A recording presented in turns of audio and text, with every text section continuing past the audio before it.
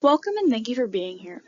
Tipping in the United States has gotten out of control with customers being asked to tip every time we turn around. According to Forbes.com, a survey found that roughly 66% of Americans have a negative view on tipping. It's time to put an end to tipping culture and transition to a fair wage system that benefits both workers and customers. The tipping culture in the U.S. is deeply ingrained into our society, but it presents many flaws. Workers are consistently underpaid by their employers, and their income is often unpredictable.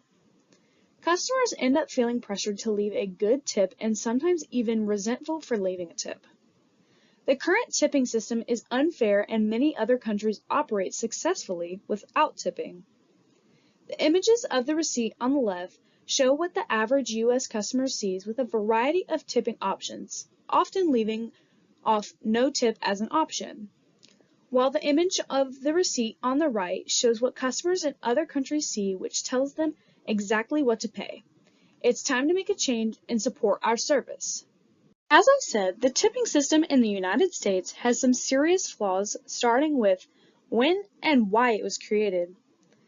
Tipping became widespread after the Civil War as a way to avoid paying fair wages to formerly enslaved workers. This system was designed to benefit businesses and keep the profits for owners instead of paying workers fairly. Employers have been reluctant to do away with the tipping system since they barely have to pay their workers and keep more money for themselves. Shockingly, the federal tipped minimum wage has remained at $2.13 for more than 30 years since 1991.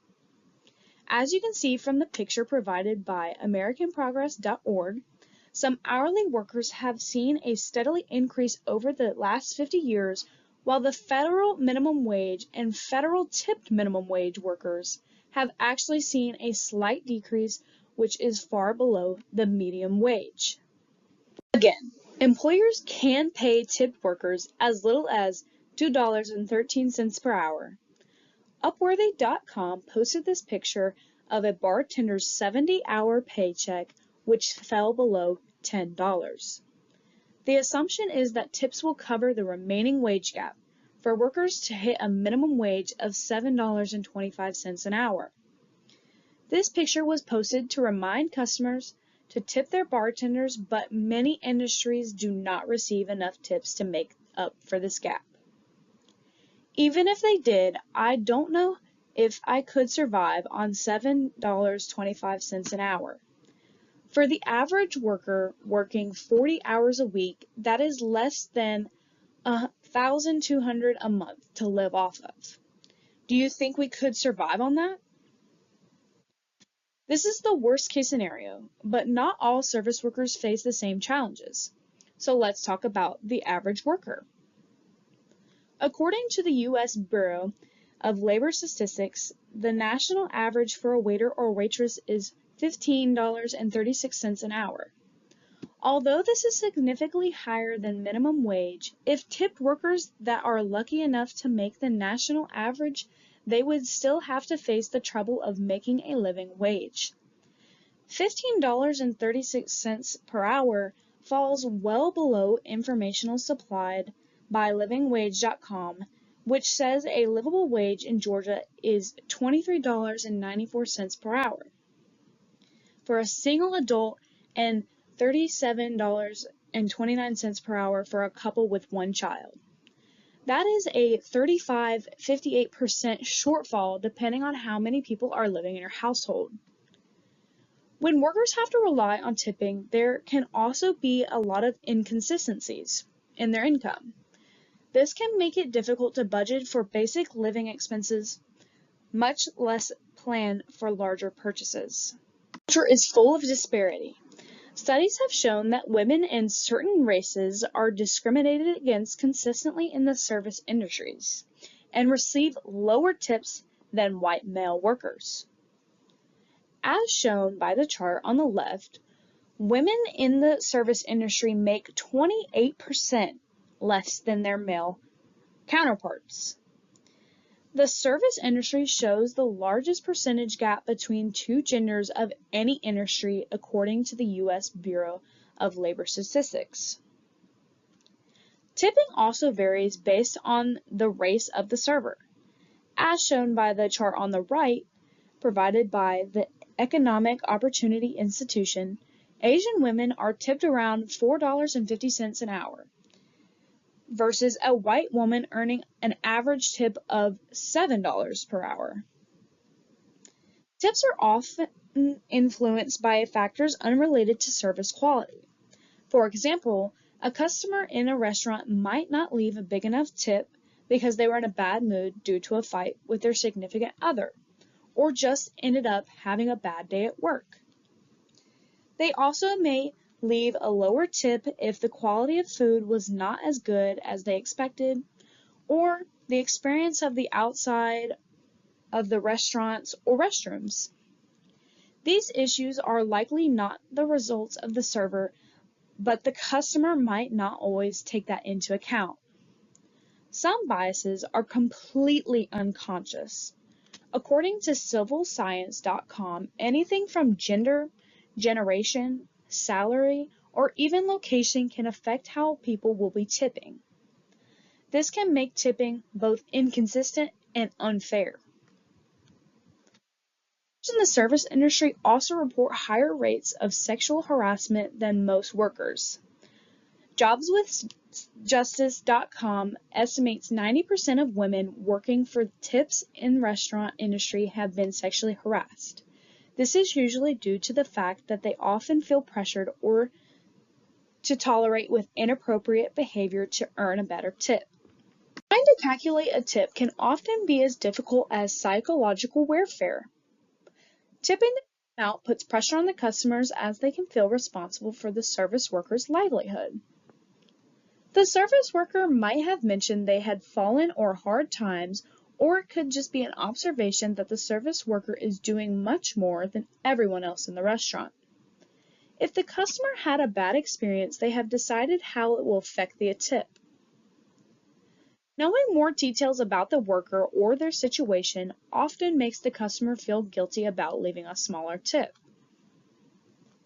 There are no clear-cut tipping rules. This leaves tipping amount and who deserves a tip up to the customers. As shown by this chart provided by Statista.com, customers are being asked to tip more and more places. When was the last time you were asked to tip at your dentist or family doctor? And did you do it? That would be a hard pass for me, as healthcare is expensive enough without adding a tip. Customers are often judged by how much they tip, and some customers even face backlash. The worker does not understand why they did not leave a tip or tip more. The customer might become known as the customer who left a bad tip just for expecting better food or service. This can affect their service or experience at the next visit. The current system puts the responsibility of fair pay on the customer instead of the employer where it belongs. Tipping is not guaranteed but is often expected. When customers stop to get their morning coffee, they are usually asked to tip when they place their order or pay. They do not know how long it will take to get their order, if it will be right, or if they experience an issue during their visit. Still, they are expected to hand over their hard-earned money based on the hope that they will have a good experience. There are several common myths about ending tipping, the first myth being prices. People think that prices will skyrocket, but in reality, prices might rise slightly. However, the customer would no longer have to pay the tip, and therefore customers end up paying the same or less overall. Another myth is that workers earn less. Studies have actually shown that workers will earn more when they're paid at a set rate than when getting tipped. Restaurants then have the ability to reward great service with higher pay.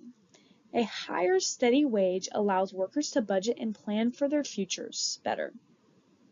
Lastly, some people worry that service will decline if tips are removed. However, research actually shows an improvement in service when workers aren't stressed or worried about their income. Tip their service workers differently than the United States does. As shown in the picture, countries like Japan, South Korea, China, and Brazil do not rely on tipping for their service workers. Instead, most workers earn an hourly rate from their employers and no tip is expected for services. Service quantity remains high since the workers are happy. The customers are pleased by the service and know exactly how much they're paying and what they're paying for, which makes them happy. These countries prove that a no-tipping system works well. Take note that most of the other countries that do tip are around 10 to 15% instead of 15 to 20% normal tip in the United States and Canada. Due to end the tipping culture in the United States, we need to raise public awareness. Our society needs to know how underpaid service workers are, and we need to advocate to make changes. We can do this by using social media to highlight underpaid workers and experience. We can encourage lawmakers to stand up for our workers. We can do this by reaching out to local, state, and federal government representatives and giving service workers a voice for policy change. One policy that we should be supporting is Raise the Wage Act. According to House.gov, this act will gradually raise the federal minimum wage from $7.25 an hour to $17 an hour and guarantee tip workers the minimum wage. Passing something like Raise the Wage Act could really make a difference in quality of life in the homes of service workers. Customers should support restaurants that already pay fair wages by visiting them whenever possible and posting about their experiences online. In addition, customers should boycott and encourage others to boycott establishments that do not pay their workers fairly. Shown by the diagram, CivilScience.com says that more than 49% of the U.S. population would like to eliminate tipping, and some of the U.S. are listening. They have already made the switch to a no-tip or set service percentage fee, and it is working for their businesses. When they have eliminated tipping completely, they have raised menu prices slightly to cover fair wages, but it has only increased their businesses. According to CNN.com, businesses that have adopted a no-tipping policy offer more consistent hours, investment in employees' professional growth, and most importantly, offer a workplace where the cooks, servers are not pitted against each other due to their pay disparity. When workers are happy, they are more stable workers who provide better service and stay employees longer to help grow businesses more effectively. The customers are less confused about how much to tip and happier than they know what they're paying up front. This leads to repeat customers who no longer consistently or inconsistently discriminate against workers. Customers enjoy the service so much that businesses are seeing an increase in the number of regular customers. Imagine a future where the new experience was at every establishment. Customers were excited to know exactly what they're paying up front and had no hidden fees. Waiters, hotel staff, baristas, hairdressers, and other service workers are happy every time you entered an establishment because they felt like they were earning fair wage. The workers were less stressed because they felt valued and appreciated more stable wage with high quality service. What more could you ask for? This is our future if we commit to changing the U.S. tipping culture. To summarize, the current tipping culture is unfair and outdated. It allows businesses to underpay workers, contributes to wage discrimination, and puts unnecessary pressure on the customers. Other countries have thrived without tipping, and U.S. businesses have already been successful with a no-tipping model. We need to follow their lead and have more successful service industry. In order to end the U.S. tipping culture, we need to advocate for these changes and call on legislators to support the Raise the Wage Act. It's time to shift towards a system that has been successful by offering fair pay, better service, less stress, and happy workers and customers. Thank you, and I hope you have a great evening.